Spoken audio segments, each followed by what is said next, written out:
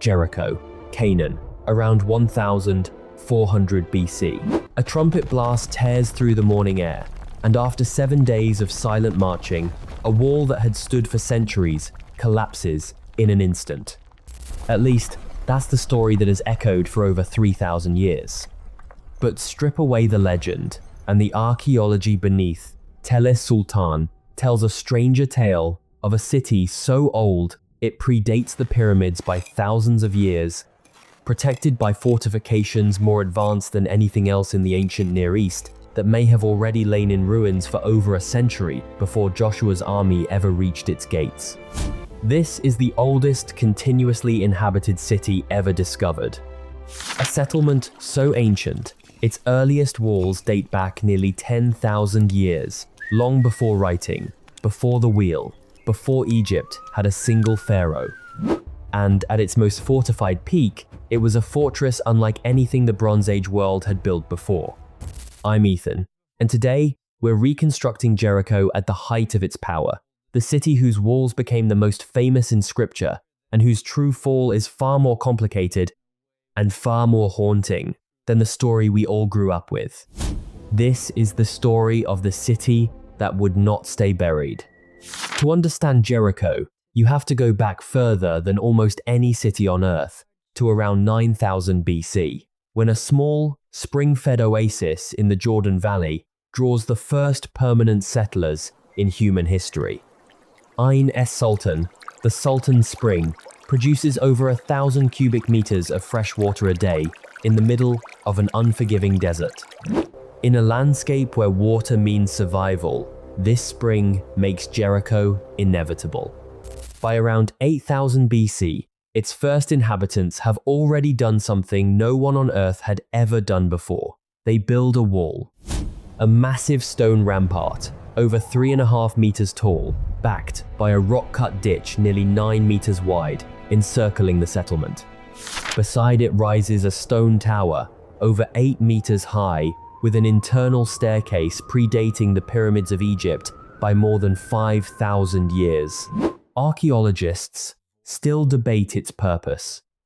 Defense against raiders, protection from flooding, a ritual monument to mark the boundary between the human world and the wild, perhaps all three. This is Jericho, before Jericho was even a city in any modern sense, a walled settlement built by people who had not yet invented pottery, thousands of years before the biblical narrative even begins. Now fast forward, roughly 6,000 years, to the Middle Bronze Age, around 1650 BC. This is Jericho at its true architectural peak, the version of the city whose walls will one day become legend. By this period, Jericho has been rebuilt, destroyed, and rebuilt again more times than any city in the region. But under the Canaanites of the Middle Bronze Age, its fortifications reach a level of sophistication unmatched anywhere in Canaan. Picture the approach to the city from the desert. First, a massive earthen rampart, sloped at a steep angle, plastered smooth with lime to make it nearly impossible to climb or scale with siege ladders. This engineering technique, the glacis, will become standard across Canaanite and Near Eastern fortifications for centuries. But Jericho's version is among the most advanced ever excavated. At the base of that slope, a deep, dry moat carved directly into bedrock, forcing any attacking force to descend into a killing zone before they even reach the wall itself. Above the rampart, a freestanding mud brick wall, rising directly from a stone foundation, encircling the entire settlement, not one wall, but a full defensive system layered in depth, each element designed to slow, expose, and exhaust an approaching enemy before they ever touch the city itself. Inside those walls, Jericho is dense, compact, and thriving. Population estimates for the city at its Middle Bronze Age height run into the low thousands, small by the standards of Rome or Babylon, but formidable for a fortified city-state in this era of small, warring Canaanite kingdoms. Houses are built of mud brick, on stone foundations, packed tightly along narrow streets that wind up the slope of the Tell the Ancient Mound formed by thousands of years of continuous rebuilding, layer upon layer upon layer. Public granaries, discovered by archaeologists in earlier excavation layers, suggest a city capable of storing surplus grain against siege or drought, critical for a settlement that understood, better than almost anywhere else in Canaan, that its walls might one day be tested. Jericho sits at a critical crossroads. It commands the fords of the Jordan River and controls access from the eastern desert into the fertile highlands of Canaan. Any force moving from the Transjordan into the heartland of the land, promised in the biblical narrative, would have to reckon with this city first. This strategic position brings wealth through trade, but it also makes Jericho a permanent target. And it is here, at this crossroads, that the city intersects with one of the most famous stories ever told. According to the book of Joshua, following the death of Moses, the Israelites, having wandered the wilderness for 40 years, prepare to enter the promised land. Jericho stands as the first obstacle. Joshua sends 2 spies into the city, where they are sheltered by a woman named Rahab, who hides them from the king's men, and, in exchange for her family's safety, ties a scarlet cord in her window as a sign of protection.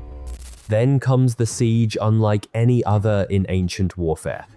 For 6 days, the Israelite army marches silently around the city walls, once per day, led by priests, carrying the Ark of the Covenant and blowing ram's horn trumpets.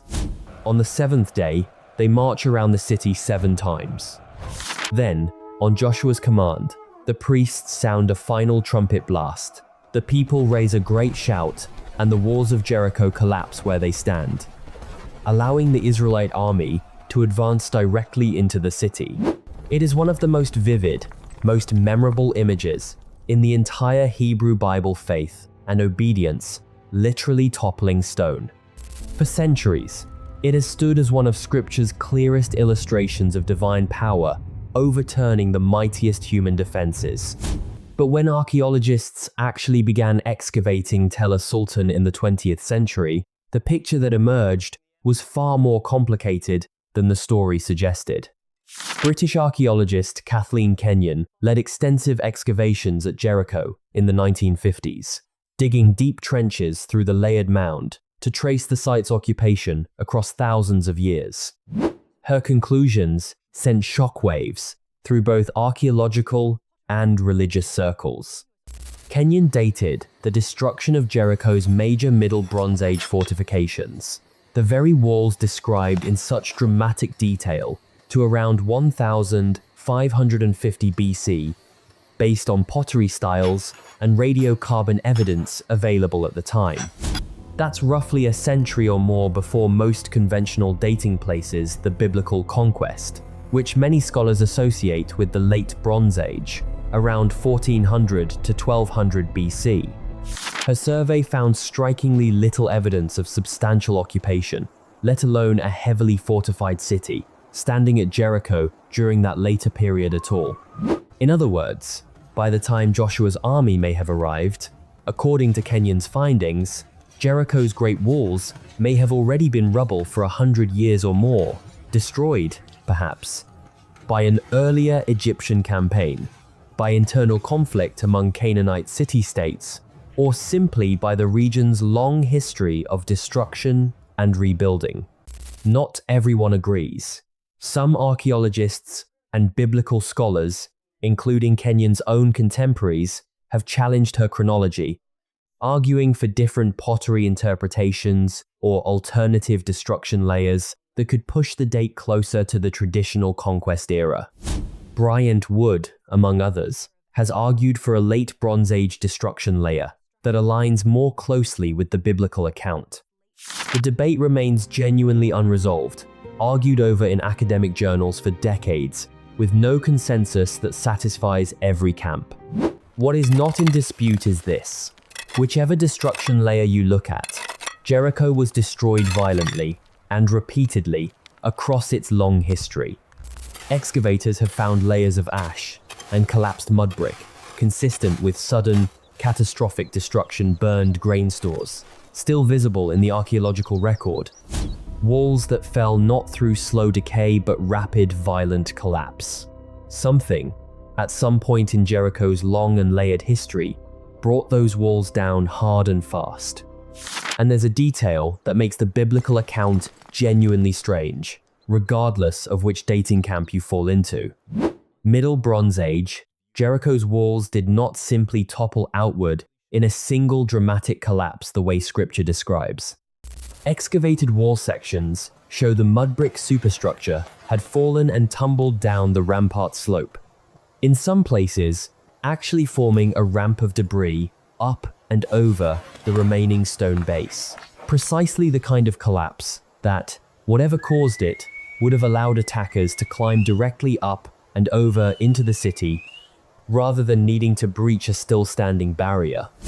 Whatever destroyed those walls, earthquake, siege engine, deliberate demolition, or divine intervention. Depending on which explanation you find most persuasive, the physical result on the ground matches an almost eerie level of specificity, with a story passed down for over 3,000 years before anyone ever dug a single trench. Into the mound. Jericho sits directly on the Jordan Rift Valley, one of the most seismically active fault lines on Earth, the same tectonic boundary responsible for periodic earthquakes throughout the region's recorded history.